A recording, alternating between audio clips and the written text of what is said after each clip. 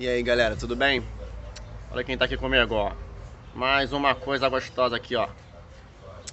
Galera, a Bianca, ela tá querendo saber como é que fica a questão da incorporação dos guias em casa, tá? E ela quer saber se são eguns que acabam incorporando em casa, se são realmente os guias, como é que funciona, se são os mesmos guias que os que incorporam lá no terreiro, tá? E isso é mais um tema polêmico, né? Afinal, a galera gosta de perguntar tema polêmico. O que acontece? A gente tem que entender primeiro que os guias, eles não necessariamente eles estão vinculados à casa, tá? Quando eu falo a casa espiritual, centro, terreiro, tá? Existem muitos guias espirituais, muitos mentores que vão estar vinculados a um terreiro, mas geralmente são ligados à egrégora da própria casa. Então, por exemplo, assim, se tinha uma pessoa que tinha que abrir um centro, e aí posteriormente ela morreu e passou para filha ou para neta, pode ser que esses guias que fundaram o terreiro continuem ali trabalhando, mesmo que inicialmente a, a, a filha ou a neta não trabalhasse de fato com essa entidade, mas ela vai passar a trabalhar por uma herança, né, de casa. Agora, os médiuns normais, assim, quando eu falo médium normal, é um médium que não necessariamente tem um objetivo de abrir uma casa. Ele vai ser um trabalhador espiritual, mas ele não tem uma meta, uma missão, se você quiser dizer assim, de abrir uma casa, tá? Essa pessoa, ela vai ter guias que vão estar ligados a ela e não a centro nenhum. Então não importa aonde você estiver, eles vão estar com você. Não importa qual centro você estiver, ele vai estar com você. E se você estiver em casa, ele vai estar com você também. Só que a gente tem um porém nessa história toda. O que acontece? O médium, né? Quando ele ainda não está bem desenvolvido, eu falo bem desenvolvido mesmo, ele não consegue discernir o que é um espírito bom do que um espírito ruim, tá? E aí vai ter gente que vai falar assim, mas o espírito ruim não vai conseguir ajudar as pessoas, você vai ver o conteúdo do que ele fala, se ele falar coisas boas é porque é guia. Será? Será? E João de Deus? Quantos anos aí que ele ficou? Você acha que não teve ninguém curado lá? Você acha que ninguém foi curado na casa do João de Deus? Você acha que ele ficou famoso à toa? Você acha que se o espírito obsessor ele realmente não quiser enganar, ele não vai fingir que ele é uma boa pessoa e vai te dar até conselhos bons no primeiro momento? Você acha que não? Vou te falar, isso é o que mais acontece. Sabe por quê? Porque ele vem te dar um conselho bom e aí você fala, pô, ele acertou. Aí daqui a pouco você pede uma opinião dele de novo e ele te dá um puta de um conselho. E aí depois você fala, cara, acertou, fiz aquilo que ele falou e deu certo. E assim vai a terceira, a quarta, a quinta vez. Até que você passa a confiar plenamente nele. Quando você vai no terreiro, você chega lá e fala, pô, eu quero falar com aquele guia lá que ele sempre me ajudou. E aí quando ele vira pra você e fala, olha, a sua mulher tá te traindo, talvez fosse melhor você procurar uma pessoa que te valorizasse como você merece. E aí, quando ele fala isso, ele acertou tantas vezes, por que ele vai errar dessa vez, né? E aí você confia. E aí quando você confia, né? Você às vezes está fazendo algo que ele quer que você faça para acabar às vezes com a sua vida ou para te tirar do caminho, de um caminho bom, entende? E você cai. E às vezes a sua mulher pode não estar fazendo nada. Mas você confia, né? Afinal ele sempre acertou. Não vai ser dessa vez que ele vai errar, né? É isso que um espírito obsessor inteligente faz. Ele ganha a sua confiança, ele dá bons conselhos. Cara, eles também têm domínio energético das coisas. Ele é capaz, às vezes, até de de te livrar de coisas e às vezes até te curar de uma enfermidade. Isso não quer dizer que ele é um espírito bom, isso quer dizer que ele tem um domínio energético absurdo. Só isso. Agora, o que ele nunca vai conseguir esconder? Ele nunca vai conseguir esconder a assinatura energética dele. Nunca, nunca, nunca.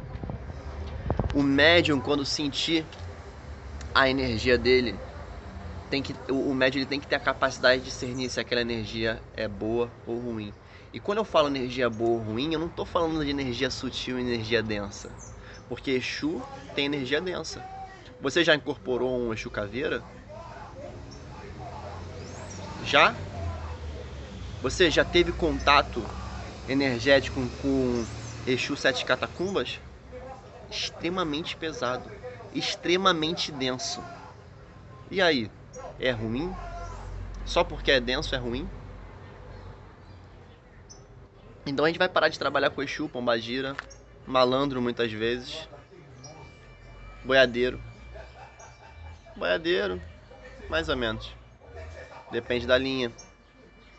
Mas você tá entendendo o que eu tô falando? Então, Bianca, essa é uma questão que não tem a ver com o local em si. Tem a ver com a capacidade de um médium de discernir se o espírito que está querendo se manifestar nele é bom ou ruim. É isso que vai definir. Porque pensa só, quantos terreiros que não surgiram em casa, quantos terreiros, quantos médios que começaram a fazer os seus trabalhos na varanda de casa, na garagem de casa, muitas vezes atendendo sozinho. E aí aquilo foi naturalmente se tornando depois um terreiro.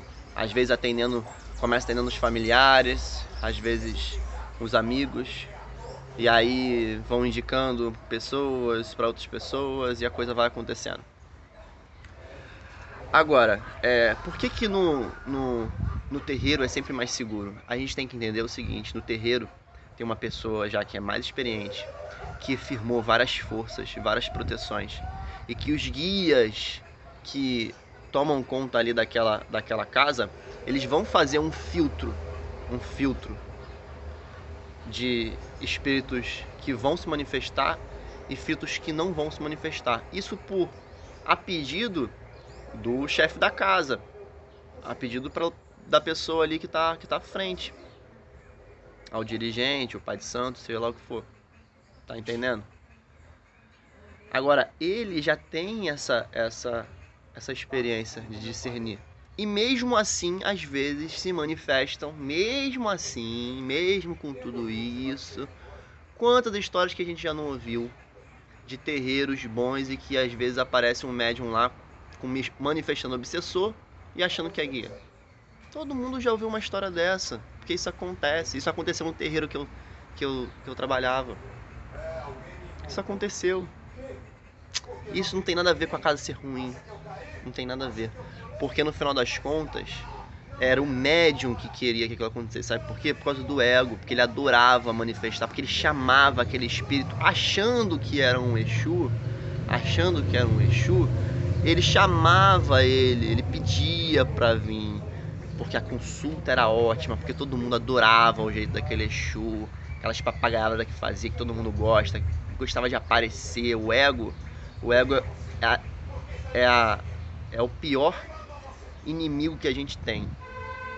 E se você tiver um ego exacerbado, se você quiser que as pessoas te idolatrem, que as pessoas vejam você como um grande médium, eu te garanto, é melhor você não tentar incorporar em casa, porque provavelmente você em algum momento vai deixar algum espírito que vai se utilizar do seu ego, da sua vontade de aparecer, da sua vontade de ser melhor, da sua vontade de acertar. E ele vai usar essa brecha, essa abertura que você dá para se manifestar no lugar de um guia. E o guia vai deixar. O guia vai deixar, sabe por quê? Porque eles não são nossas babás. Porque a gente tem que aprender a lidar com os nossos erros e porque a gente baixou a vibração, dando acesso para espíritos baixos. Entende? Mas assim, não é um impedimento, não é o fato de você estar em casa que você vai incorporar espíritos baixos, tá? E também não é só o fato de que você está no terreiro que você só vai incorporar guia de luz, isso não tem nada a ver. Isso tem muito mais a ver com a capacidade do médium de discernir, de sentir quem está ali querendo se manifestar, tá bom? O problema hoje em dia é que tá todo mundo achando que é desenvolvido, que todo mundo tá achando que é o melhor médium do mundo, que tá pronto para atender. Tem gente aí que tá fazendo curso de 1 ano e tá achando que tá pronto para atender. Será? Vai ter gente que sim, com certeza. Vai ter gente que não, nem todo mundo é igual. Tem gente que vai desenvolver em 1 ano, tem gente que vai desenvolver em 2 meses, tem gente que nasceu pronto. E tem gente que vai demorar 20 anos. Entende? Não tem um padrão. Só que a gente sempre acha que a gente é bom, que a gente vai conseguir, que a gente vai dar conta, e nem sempre é assim. E geralmente é o nosso ego falando, e não a razão. Entende? Então assim, incorporar em casa é perigoso. É perigoso por causa de nós mesmos. Entende? Além de não ter as proteções que um centro tem, além de não ter uma outra pessoa mais experiente muitas vezes para chegar ali e falar, olha só, você está fazendo isso, isso e isso está errado. Você não tem. Você tem só você. E a sua intuição e os seus guias, e às vezes o que você acha que são seus guias, e às vezes o que você acha que é a sua intuição, e às vezes você está sendo obsediado. E aí? E quem vai te ajudar a sair dessa? Se você está sozinho em casa. Entende? Então assim, você pode incorporar em casa? Pode. Por conta e risco de você. E pode dar super certo, como pode não dar. Cara, se você é um médium experiente, se você tá vibrando bem, se você sabe o que você está fazendo e você sabe identificar a vibração de cada espírito, não tem problema nenhum. Você pode incorporar em casa tranquilamente. Tranquilamente. Só você preparar o lugar. É o que? É mudar a vibração do lugar? Você não faz defumador lá no centro? Faz defumador em casa. Você não sente firmeza pro Exu, pras almas, pros caboclos, pros orixás? Acende em casa também. Se for só por questão de alterar a vibração do local, tá ótimo. Mas o que altera a sua vibração? O seu estado consciencial? O que faz você se tornar uma pessoa pronta para só receber aquilo que é bom? Tá entendendo? É isso aí, galera. Eu espero que tenha ficado claro.